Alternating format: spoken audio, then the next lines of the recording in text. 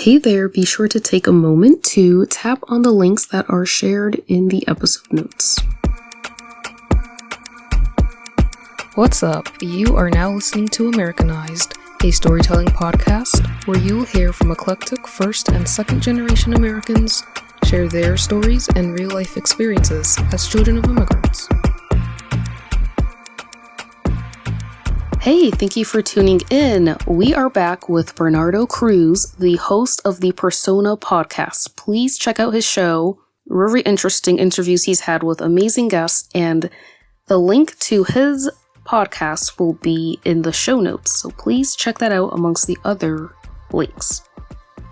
In this episode, Bernardo shares more stories and experiences that he's had as a Mexican American, and we also discuss our colonizers that just randomly came up, and then we talk about food and our different social circles and how they have evolved over the years in terms of friendships and romantic interest. Stay tuned.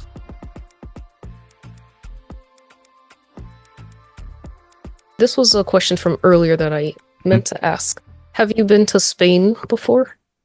No, I mean I've been to.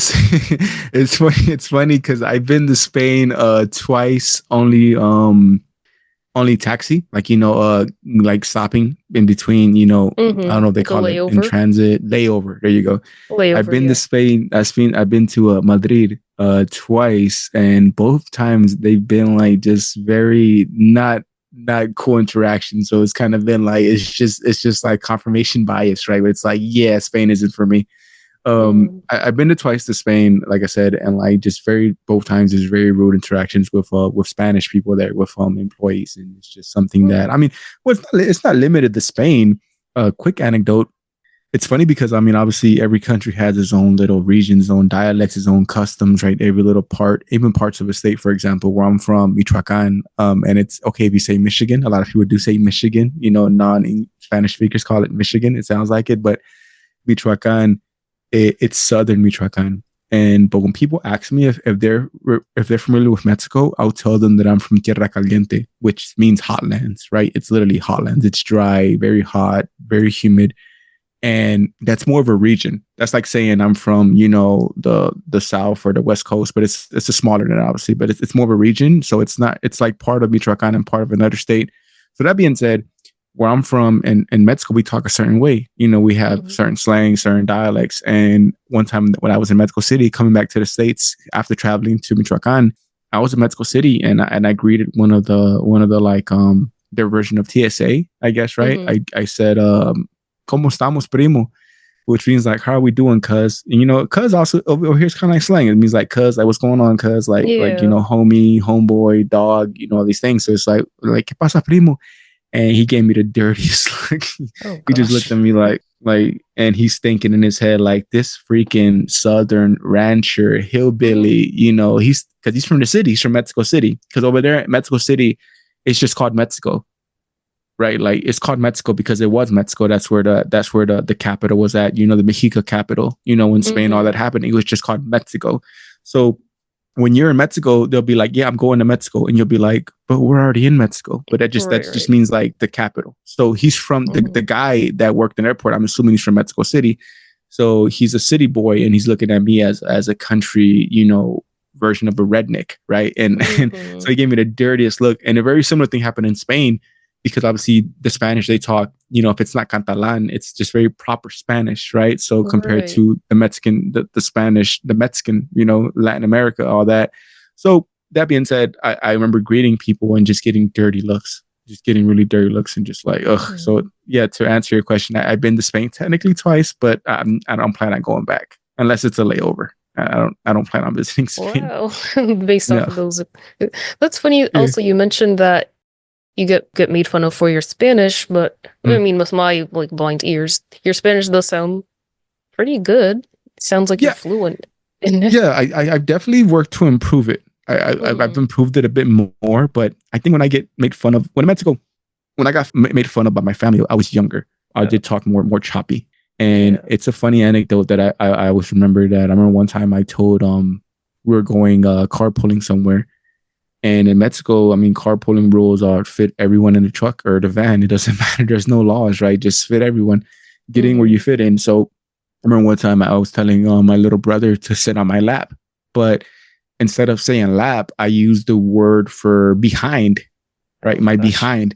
And my uncle just died laughing. Like, dude, like that's the wrong word. Like, yeah, I know what you mean, but you know, it's something that, yeah, I was younger and like I had these kind of interactions. But yeah, getting older, I did work on the Spanish, obviously, because of that insecurity.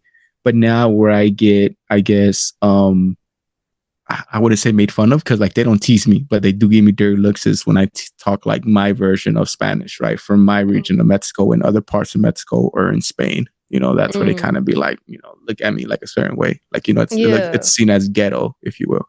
I see. Yeah. I mean, that's back to you being a kid and trying to speak Spanish is very courageous for one. And yeah, that's really brave, I guess I would say. Yeah. Thank you. No problem. I asked you about Spain because that's like the colonizer's country. And for my like my country being Ivory Coast, that would be France, who colonized a bunch of West African countries. And I remember kind of loving France and Paris before falling in love with Ivory Coast. Because I did a semester abroad there and I was like obsessed with Paris and just the layout of the city and everything. Like not even considering the people or the food or anything, just like the city itself. Yeah. Obsessed. And then, but I was also kind of like conflicted because these are the people that colonized my country. And then I go to Ivory Coast and I see like French influence everywhere. And I'm a little disgusted by it because I'm like, dang, it's like everything. Well, not everything, but it seems like everything. And of course, the language too. So I'm like, I still like France, but I love Ivory Coast, and it's like, I don't know. It's a weird situation. Yeah, you're a better person than me because like I did mellow out because when I was younger, it was very like rent free, like Spain living rent free in your head. You know, like, oh, that guy's from Spain or that person's from Spain. I don't like them. You know, it's like, you know, when I was younger. But now it's like, it is what it is. I'm not wearing a Spanish jersey, right? I'm not going to wear a Spain jersey or rep Spain, but I'm not like, it's not on my mind. Also with religion, it was also, I mean, I don't even want to get too theological, but growing up, I did kind of start sucking my thumb, if you will, or biting my thumb at Catholicism because of, you know, how it arrived, you know, to our people. But growing up, it's kind of like I still don't like Catholicism, but for different reasons. you know, it's not just Spain anymore. Before it was because it's Spain, right? It was Spain, so it's like, you know, forget them. I'm gonna rage against the machine. But growing up, it was like, I still don't rock with it, but for different reasons. You know, I don't rock with much religion. It's more of a spiritual thing for me.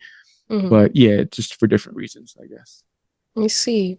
Are there other aspects of your culture or heritage that you are reclaiming and not releasing? This has Spanish roots, but it's more indigenous roots. Anything that you're reclaiming? On a very minuscule level, recently was getting into the cuisines of my people, right? Of my people. This last Christmas, we actually learned how to make tamales. You know, because tamales, that was a very Mexica meal. I mean, it's very practical. I don't know if you ever seen tamales. They're like wrapped up. I don't know if you ever seen tamales. They're like wrapped. So it was very and it's full of carbs and it's good protein too. So it was ideal for warriors on the warpath, right? They would package them, you know, wrap them up and have them on their satchel and just eat them, you know, for energy. A very, you know, carb and becoming like a workout person recently. Well, not too recently, but you know, being a workout person and also because of nutrition and the cuisine, Mexican food is amazing. Like I know it's that doesn't sound like I'm not reinventing the wheel by saying that, but that is something that the Mexican cuisine and the ties to, you know, to our culture, I really appreciate it. Because going to Spain and seeing that, and then going to other parts of Europe and having cuisine and seeing the cuisine. I mean, obviously Italy, it's good food, but to me, it's not. I love pizza. I love pizza itself. As far as Italian food, it's, you know, I've been to Rome, And it's like, no, I think, and you can debate me on this, but just personally, I love being Mexican. I love Mexican food. I feel like it's one of the best. It's definitely top 5, to me, so the spiciness and just everything. So it's something that I do kind of try to stay in touch with that as far as food. I think food is something that it's very easy to pass on to our descendants as far as keeping in touch. I mean, it's something that it strikes in your brain, right? The smell, the taste, it's something that attaches itself to your brain and makes many core memories there. So I think it's one of the easiest and quickest, like, effective way to connect to our culture and keep the culture alive too. Food. Absolutely. I think he said that perfectly. And this is going to be, I had Mexican food last night. It's going to sound so weird, but I did have Mexican food last night.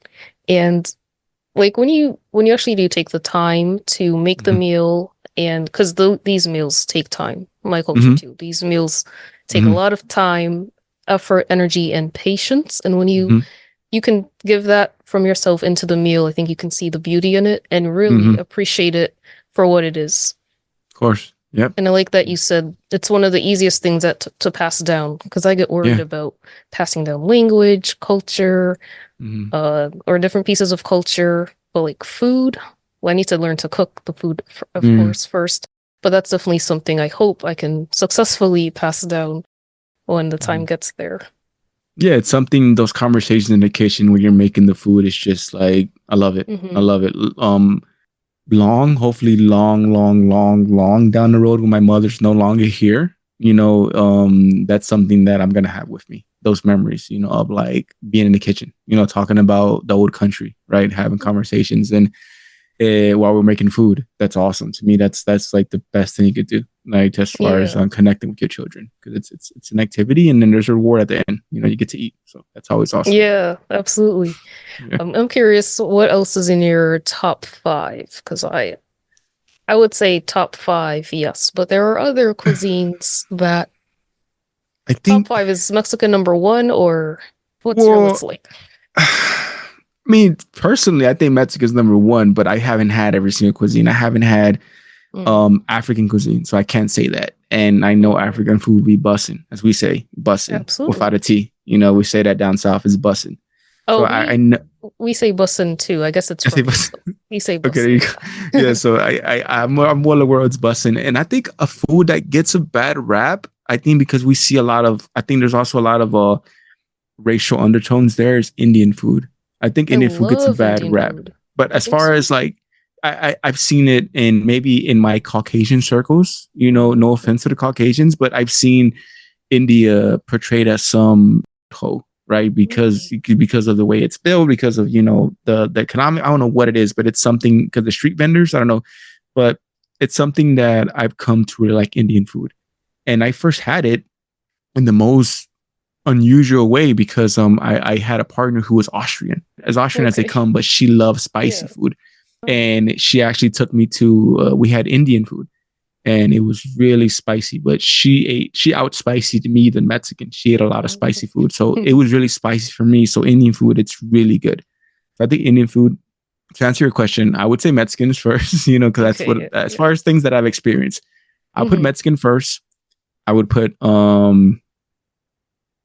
maybe it's a toss up. It's a toss up between I'm gonna go with Indian second, Italian third, fourth I would say Greek, and then fifth I would say I would say more of a region. I would say like New Orleans. I think is that would that be Would that be Cajun? Is that French and Creole? I think that's like is that like Creole? Is that like Haitian with French kind of mixtures there? Like, what would Cajun be? I know there's slave ancestry there, obviously. Yeah, I don't know if I would say Haitian Creole, but there's a Creole that I don't know what they consider Creole, but yeah, New Orleans Creole, Cajun. Yeah, because Cajun, it's not like French food, right? It's not at all. I don't know. No. But I would definitely say Cajun, whatever that is. I know there's a lot of slave roots there, so it's actually African if you think about it, right? So I think that's African, if anything. So I would definitely say Cajun. I would actually put that over Italian food. Okay. Yeah. So I would say Mexican, Indian, Cajun, Italian, and Greek. That would be my top 5 so far that I've had. Pretty solid. Yeah, Cajun is Yeah, no, that's good. I've had Cajun like seafood boils, which are good. Yeah. You had jambalaya? I don't think I've had authentic jambalaya. But okay. Yeah, I haven't been down there before, New Orleans. So me neither. But I've had it through other ways. So maybe I didn't even have the real thing. Maybe when I go there, my head's gonna explode. It's gonna be an overwhelming sensation. Maybe it might just be. Yeah, absolutely. Yeah. And I'm gonna try authentic Italian food this summer. My husband and I are going to Italy, so. Oh, awesome! What part? Yeah. We're gonna try to go all over. Just city hopping. Cool. Yeah. Cool. Yeah. We'll try that. Yeah, Italian food's awesome. I don't know. I'm sound like I'm bashing it, but Italian food is awesome. It's awesome. It's great. It's good. Yeah. Pizza has always been in my repertoire ever since the Ninja Turtles. You know. Yeah. That's funny. Pizza, pasta. Yeah. Indian food. Okay, I like your list. Yes, we have similar lists. I also love Greek food. I like a lot of Asian cuisine. Oh, right. I didn't even. Dang, I messed up. Yeah, Asian food. Yeah. 5 is a small number. We need to. Yeah. Top definitely. Because then there's a lot of Asian countries as well. Like I remember I also had my first. I had Vietnamese food that was really good. We can't discriminate. I love all types of food. Yeah. Food's awesome. Except for English food. I remember English food, French food. Yeah, English. Yeah. Yeah. But everyone else. Yeah, exactly. My last curiosity, I guess, are your social circles. I'm curious how they've changed throughout the years. You having a lot of like Black friends growing up, and then as the years gone by, how have they changed? And even like, if you want to talk about romantically, how's that looked like for you?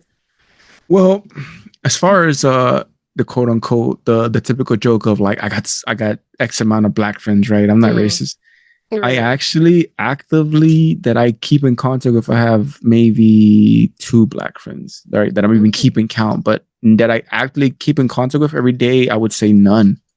And it's crazy because like honestly, everyone from the O block, because of you already know how it is, right? With that lifestyle, right? That's propagated on us, because of so many social conditions, obviously, and we can talk about that for days, but honestly. I think I don't have contact with anyone from No Block.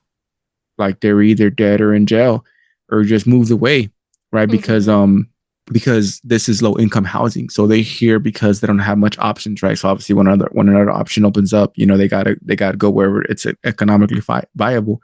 Right. But that being said, my social circle right now, it's just pretty much my cousins and the community that I meet through my podcast as well. That community is also something that, as far as like social media, it's kind of growing, if you will. But as far as my everyday circle, it's like my cousins and my brothers.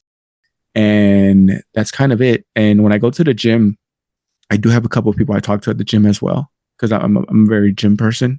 I'm a very big gym guy, if you will, literally and figuratively, a big gym guy. So the gym, that's kind of more where I kind of interact with people. I would say more of a social setting. And as far as how it's molded my relationship, I don't know. I think growing up, it was always very difficult because when I was very young, I was like, I'm going to find the darkest Mexican that I can and have the darkest babies, because that's another thing we can talk about another day, that the colorism, with Mexico, obviously everywhere has, different forms of, whether it be the caste system or other forms of, oppression. But Mexico, it was always a very colorist society.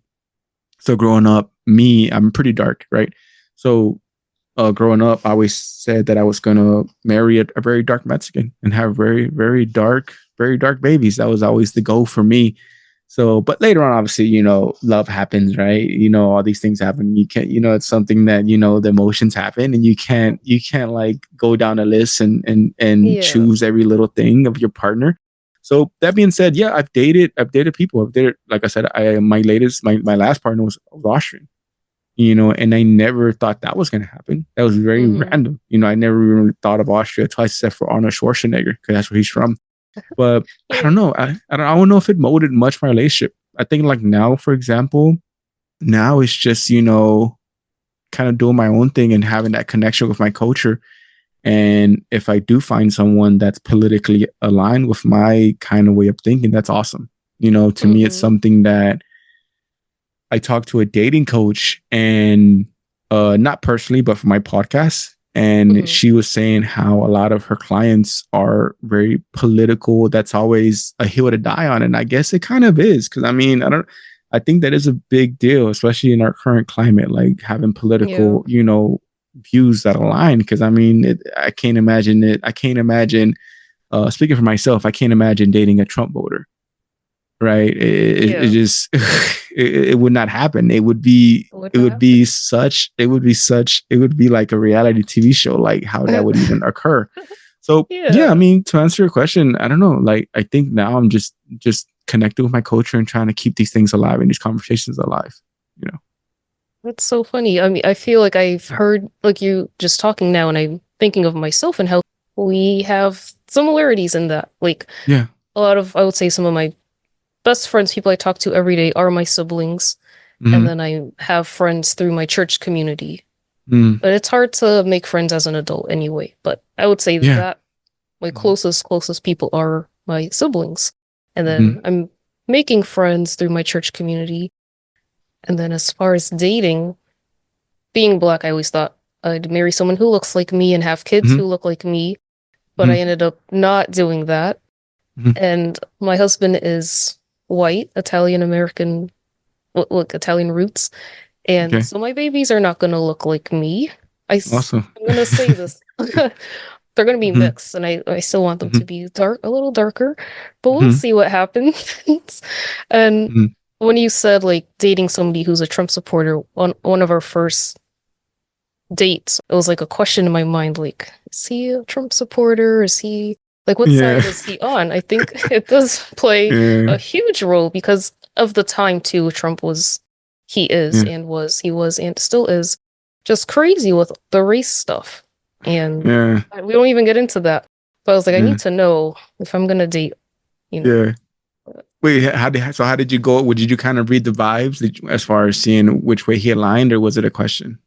I think it was a straight up question because I need to know directly. You girls are blunt because also with with the infamous Austrian I keep referencing, same thing. Say she was very blunt, straight to the point. When she found out that I was an American, like living in America, and it was around the time that Trump was first on the scene, a while back, and she actually straight up, who'd you vote for?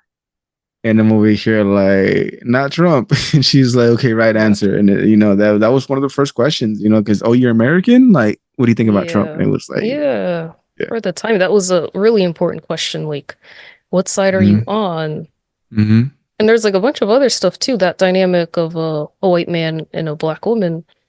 I asked like the fetishism question, like, is this what's going on here? I had to know these things because I'm not gonna play around. Yeah, it's funny because I never really thought about that. And I guess as a man, I didn't have to think about these things because usually is it usually like when the guy, because it's always a thing that if it's your race that is the guy, like it's a win, but if it's the girl, it's like a loss for some reason. Obviously there's like some sexism element there where it's like, if it's like if a Mexican sees another Mexican with a white girl, like, good, you won, good job. But if it's a white guy with a Mexican girl, it's like, how dare you? Oh, interesting. I wonder if that's like a Mexican thing. I kind of feel the opposite. I feel the opposite with Black people. Unfortunately, I'm like, if I see a Black guy with a white girl, side eye. I'm sorry, but I'm that way with celebrities. Yeah, when it's like a Black guy or like you said with a white girl, side eye. Obviously in good fun. Obviously it's all in good fun, but if it's a Mexican guy with a really white girl or a really white Mexican, it's kind of like side eye. If it's one of these northern Mexicans, that are more that want to be Spain so bad. If it's like one of these kind of Mexicans, it's kind of like side eye. Like, come on. Interesting. Yeah, that's so funny. But then if there's people who I see like myself, I'm like, okay. It's a little empowering, I guess. Yeah, and also there's I mean, obviously, like, yeah, growing up where I grew up at, yeah, I did also have black girlfriends, but that was never like the goal. It just happened. Like the vibes just happened, and it was just like, So I guess I've dated black, white, Hispanic, I've dated all, so it's something that I never, like, when I was younger, obviously that was the funny thing, right? To date a really dark Mexican, that was the plan. Yeah. But it's something that, the vibes are there, right? You can't plan every little thing, but that's awesome. That's awesome that you have an Italian American. Does he have roots in the old country, or is he like Italian American, kind of just like distant Italian? His mother is Italian, but his like, she was born here. His grandparents were born here. Okay. I think his great grandparents were the immigrants. So he's like third generation. Yeah, and his dad is American, with, like, I think roots in England. Yeah. Okay. Cool. So, when you say a dark Mexican and you're talking about colorism, was that? When you say colorism, I think lighter skin is preferred. Were you rebelling, or? Yeah, what was your mindset? Well, to me, it's because yeah, like you said, it is light skin is preferred even now in Mexico.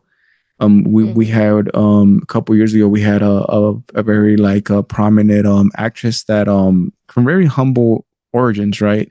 And she played in a movie called Roma. I don't know if you ever heard of it, but it was an Academy Award picture. Roma, it was like black and white. Yeah, it's and she won. She won on picture one, and the picture rather won an Oscar, and so she was in the limelight, and a lot of videos came out from prominent Mexicans, kind of candid videos, like they weren't aware they were being taped, but they were just freely talking at dinner conversations about how embarrassing it was that such a dark Mexican actress was representing us at the Oscars. Oh gosh. And another person was like, oh, una pinche India, like, which means like a fucking Indian, right? Because also Indian, that's another term over there that's thrown around as a slur. Like, I remember one time, one of my cousins, her little brother commented on her picture, like, "You look like an Indian," and then she's like, "How dare you?" But like, both of them were, involved in it. But it's like, when I see things like that, it's like more like, forgive them, for they know not what they do. I'm not really mad at them because they're not on that level. It's okay. I get it. They're not aware that they're playing into, the colonization tropes, but yeah, it's an insult over there to call someone an Indian. Or also another thing, when someone doesn't know what to do, right? Like, for example, and it's also used as self-deprecating. So, for example, when I couldn't log into the Zoom earlier, it would be very common, if you were Mexican, if we were both Mexican, it'd be very common for me to say it's contra indios. Would be like, it was saying, yeah, Zoom isn't Indian friendly, saying that I'm an Indian and I can't get it, right? And it's like self-deprecating humor, right? So we still see these things. So that being said, when I was younger, it was rebelling against that mindset of very light-skinned Hispanic, being the beauty, right? To me, was always dark skin. It's beautiful. Dark skin is that's something that I always kind of grew up seeing. Right. Okay, that is beautiful. And when you say Indian, are you talking about Native American, Indian? Native American. Okay. Yeah, Native American. Yeah, because Indian, just people that were, because obviously Mexico itself, it has so many different groups, right? There's so many different. I mean, people just say the Aztecs, so I get it. I also say Aztec, even though Aztec isn't the direct term, the correct term. It's more Mexica. But I'm not gonna preach about it. I mean, Aztec, to Aztecs, there were so many different tribes, in Mexico, and there still are, and obviously in more southern Mexico, it's the Mayans. So basically, anyone who's indigenous, that's just the term Indian, right? That's just the term they use for anyone that's indigenous. Okay, I see. That makes more sense. Yeah, it's a lot of maturing to, like, have this plan for yourself of who you're gonna marry, and me thinking what my kids are gonna look like, but then to think, there are other things that are more important in a person than what they look like, including their political stance. But there's a maturing in that, despite what you look like or what you want your family to look like and how you want your generations to look like. Yeah, and living in America. Yeah, in America, exactly, because it is a melting pot. Yeah, and also it takes away the romance from it, because the romance is romance, man. Whatever you and your husband have for each other, that's beautiful. That's what it's supposed to be. That's what we want. That's love. So like, you can't picture plan every little thing. You know, you can't you can't be like, this guy is amazing, but this, right? But this, and then okay, now I got to pull the ejector cord and get out of here. No, man, the romance, the vibe is there. The romance, that's what matters. That trumps all. So I think when we say these things, obviously, when we're younger, it's we're not aware of how much we don't know, right? We don't know what we don't know yet. So it's something that, when the heart wants something, the heart wants, so when you find your little your weird person that can be weird with you, that's all that matters. That's all that matters. Exactly. Yeah. That's good. I like that. All right, Bernardo, I'm gonna wrap up. What is I had to slow it down. Yeah. If you were to leave the listeners with your final message, what is that? Oh man, you got me on the spot now. I've been talking for like an hour now, and now I'm finally climbing up. I think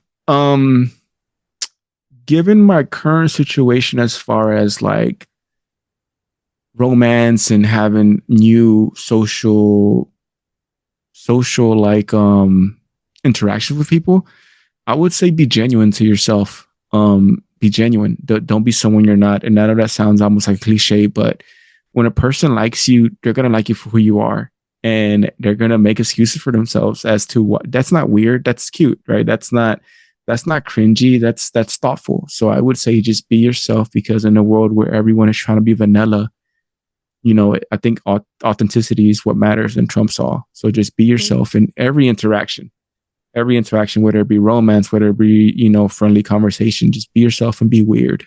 I think that's something that the world could benefit from more people being weird, honestly.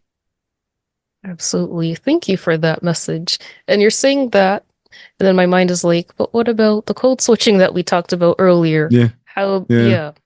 We don't have to get into that, but just the thought I had, like, be yourself. And maybe code switching is just part of ourselves. And that's... Yeah, exactly. Because with code switching, it's something that I have always dealt with, and I still deal with it, right? I'm still going to deal with it, because depending on who I'm talking to, I kind of try to make the person comfortable as well. So that's something that I deal with on a daily basis. And I'm a weird guy, so I think it's cool to be weird, honestly. It's awesome to be weird. It's fun to be weird.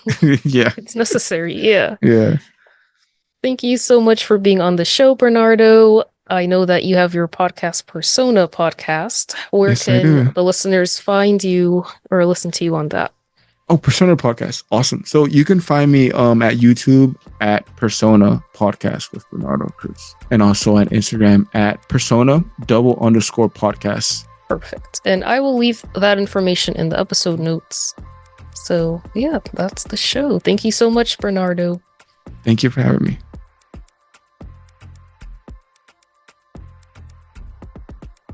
Thank you so much for listening. Hope to catch you in the next episode. All original music produced by Stubborn Soul. You can find him on all music listening platforms at STBRNSAL.